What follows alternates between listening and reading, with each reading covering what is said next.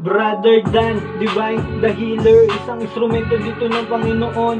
Kahit na anong sakit, huwag magatubili na lumapit. Kayang-kaya ka pagalingin.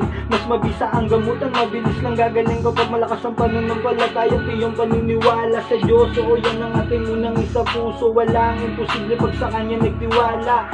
Di po kita binibiro, dito mo mararanasan paano magkaroon ng himala. Physical o spiritual na sakit, kahit ganong kalala. Huwag ka pong mag-alala, si Bro Dan na po ang bahala. Nagbabahagi din ng karunungan, nagkaalaman na matuturing kayaman ng dasal na latin na pananggala at gabay na pangontra para sa iyong kaligtasan.